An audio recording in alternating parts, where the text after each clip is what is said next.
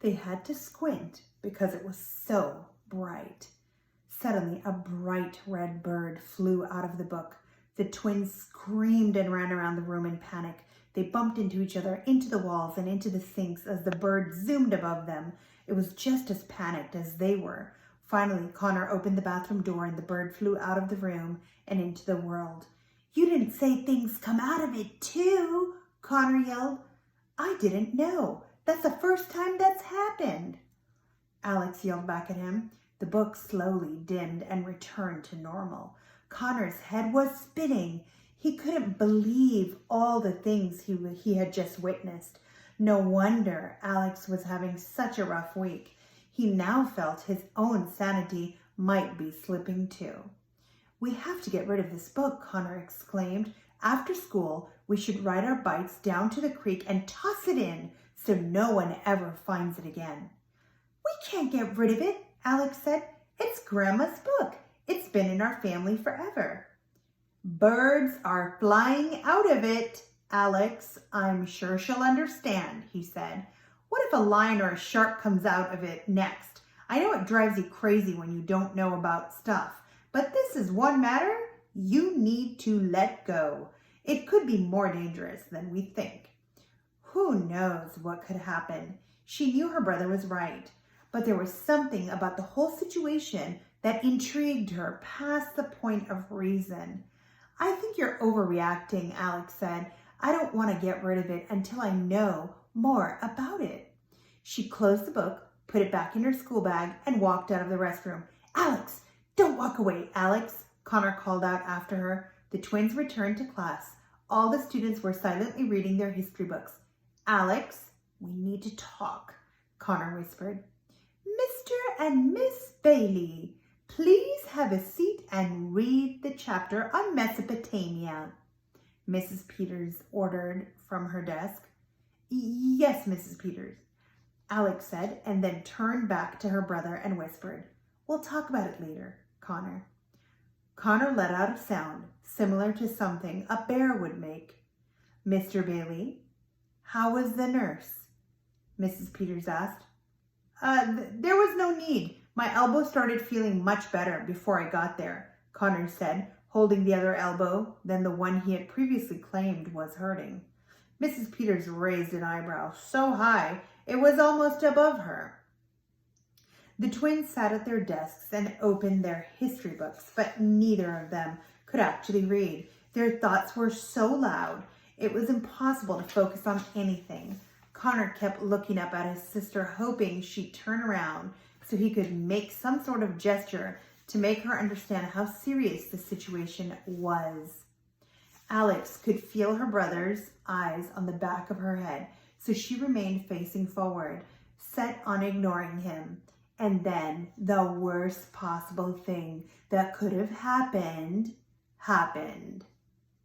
The Land of Stories began humming in the quiet classroom from the inside of Alex's bag. She looked back at her brother, finally making eye contact. What were they going to do? Mrs. Peters had been so caught up in her lesson plan that she hadn't heard it earlier. Was it possible for her to miss it again?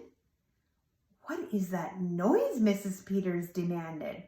All of the students were looking around the room, wondering the same thing. Alex and Connor were terrified. They felt like their stomachs had fallen out of their bodies. Mrs. Peters got up from her desk and started searching around the room like a coyote sniffing out its prey. She walked up and down the aisles of the desks, getting closer and closer to Alex. "If anyone knows what that is, they'd better tell me before I find out," the teacher warned. Alex could feel her heartbeat in her throat. There was no telling what could happen if her teacher found the book. She could only imagine what a fuss the school would make of the discovery. Perhaps they'd call the local news stations. Perhaps government officials would take the book away for experimental testing. Perhaps her family would be taken away because they had been in such close contact with it. Mrs. Peters arrived at Alex's desk.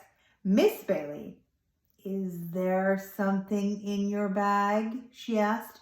All the color in Alex's face drained away. She needed a miracle. Suddenly, a large history book flew from the back of the classroom and hit Mrs. Peters on the head, leaving a large dent in her curly hair. The entire class turned to the back of the room and saw Connor's extended hand. He had just thrown a book at the teacher. Mrs. Peters' face turned bright red. A charging bull would have seemed harmless compared to the way she was looking at Connor. Mr. Bailey, what on earth has gotten into you? She screamed. The whole school must have heard her.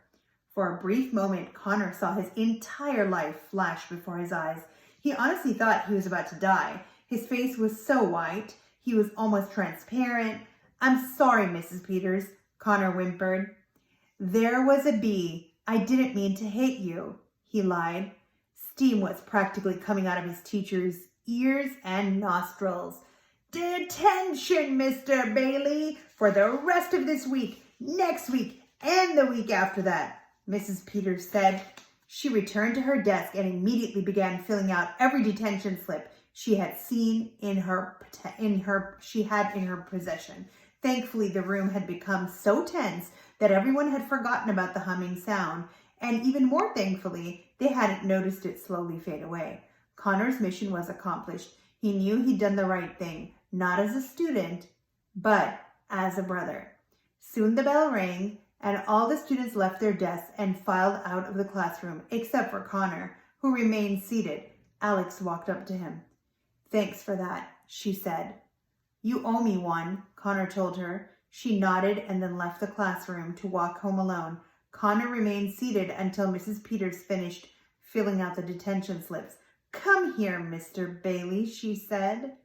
Connor approached her desk as if it were on fire.